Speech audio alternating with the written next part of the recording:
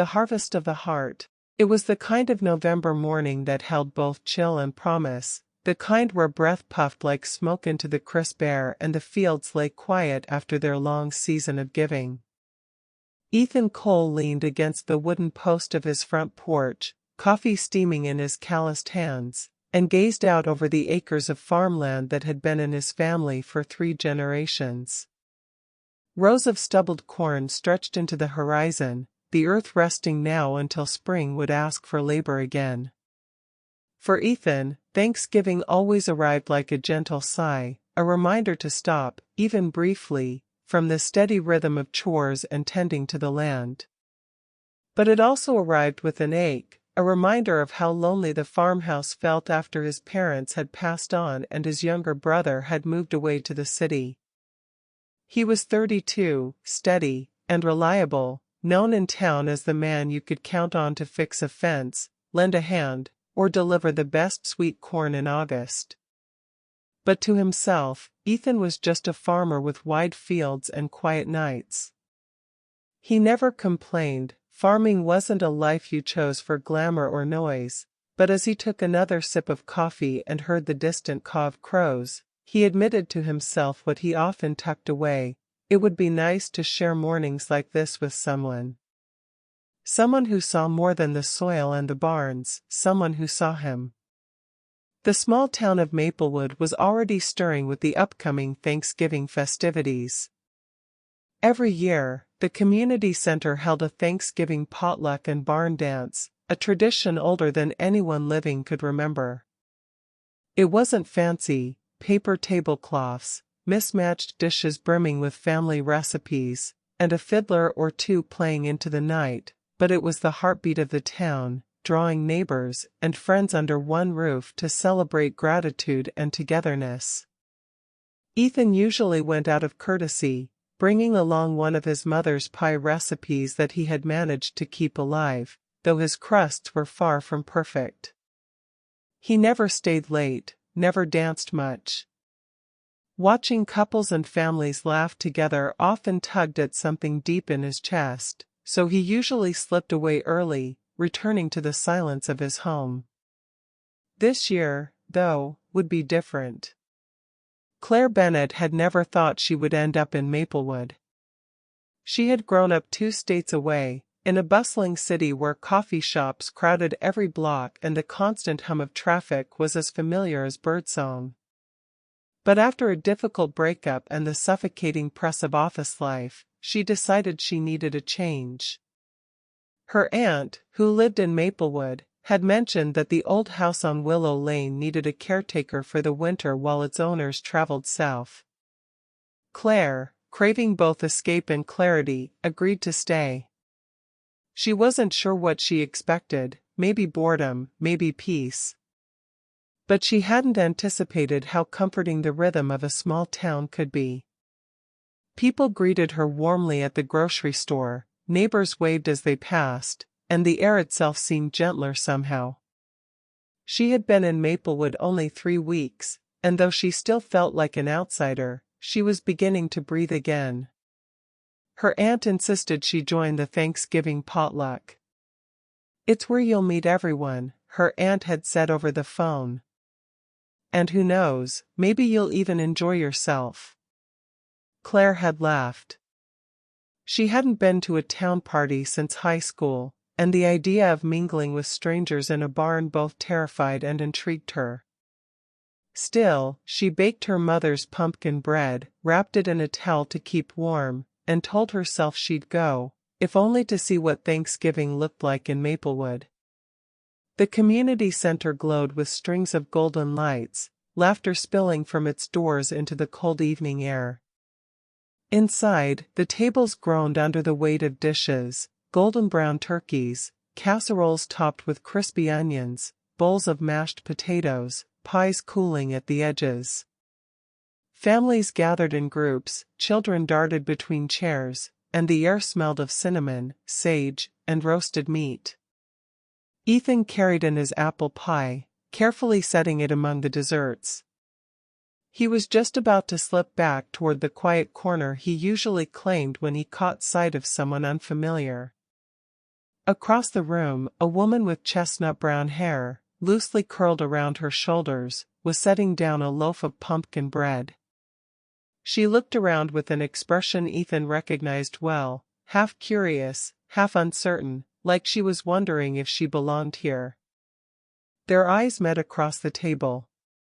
She offered a small, tentative smile before quickly busying herself with arranging the bread.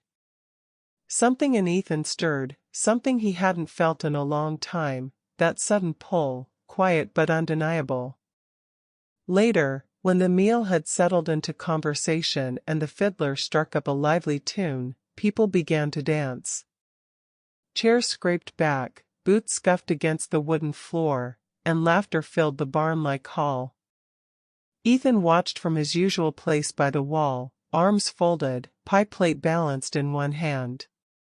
He had never been much of a dancer, and besides, he never had a partner to ask. But as he scanned the crowd, he noticed the woman from earlier standing alone near the dessert table, her hands clasped together, watching the dancers with a wistful look. Before he could overthink, Ethan set down his plate, smoothed his shirt nervously, and walked over. "Evening," he said, his voice warm but hesitant. "Pumpkin bread yours?" She turned, surprised, then smiled.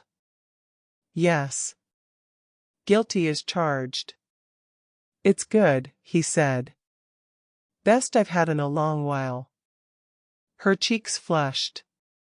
"Thank you. I wasn't sure if it would be, well, enough. Everyone here seems to know what they're doing." "Trust me," Ethan said with a soft chuckle, "nobody's judging. Food is food." "And yours?" "It's a gift." He paused, then added, "I'm Ethan, by the way. Ethan Cole. Claire Bennett." She extended her hand, and he shook it gently, his palm rough against her soft skin. The music picked up, couples swirling past. Ethan shifted on his feet, then asked before he could lose courage, "Would you like to dance?" Claire's eyes widened. "I should warn you, I'm terrible at it."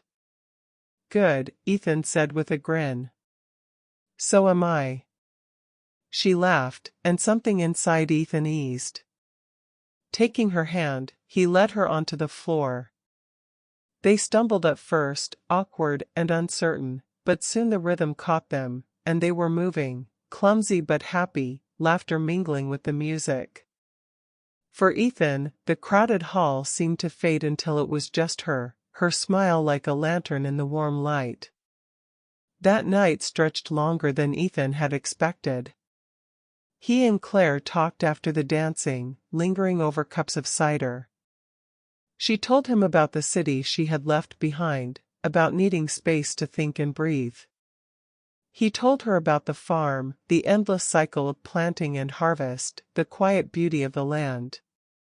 She listened with an attentiveness that made him feel seen in a way he hadn't in years. When the night wound down and people began gathering coats and dishes, Ethan walked Claire to the door. The air outside was sharp with frost, their breath misting as they stood under the string lights swaying in the breeze. "Thank you for the dance," Claire said softly. "Thank you for saying yes," Ethan replied. For a moment, neither moved. Then she gave a shy wave and walked into the night, her figure disappearing down the lantern-lit street. Ethan stood there longer than he needed to, his heart full in a way it hadn't been in a long time. The days that followed unfolded like a slow-growing flame. Claire found herself thinking about Ethan when she woke, replaying his quiet laugh and the way he looked at her like she wasn't invisible. Ethan, for his part, noticed how the farm felt less lonely now, knowing there was someone in town who had shared a dance with him. They began to see each other more, first by chance, running into one another at the general store or the coffee shop, then by choice. Ethan invited Claire to the farm one Saturday to see the last of the harvest, and she marveled at the expanse of fields, the golden light falling across the barns. He showed her the old apple tree his grandfather had planted, the worn swing that still hung from its branches. She baked cookies and brought them over, and they sat on the porch sipping coffee while the sun dipped low. As November turned into December, their bond deepened. There were moments of hesitation, Claire wondering if she belonged in a town so different from what she knew, Ethan worrying that she would leave when the winter ended. But in the warmth of shared dinners, in the laughter echoing across the frosted fields, in the comfort of knowing someone was thinking of them, both found something they hadn't dared to hope for, a sense of home in each other. The first snow fell the week before Christmas, blanketing Maplewood in soft white. The town square lit up with twinkling lights, carolers sang, and the air smelled of pine and cocoa. Claire and Ethan walked side by side down the snowy street, her gloved hand tucked into his, their footprints trailing behind them. "You know," Claire said, her voice thoughtful, "when I came here, I thought it would just be a temporary escape. A few months, then back to the city." "And now?" Ethan asked, his breath curling in the cold. She glanced up at him, her eyes bright beneath the falling snow. "Now, I don't know if I want to leave." Ethan stopped, his heart hammering. The snow drifted silently around them, the world hushed. "Claire," he said, his voice unsteady but earnest, "I don't want you to leave either. I know I don't have much to offer, just a farm, some fields, and a quiet life. But if you wanted to stay, I'd do everything I could to make you feel at home." Claire smiled, her eyes shimmering. "Ethan, you already have."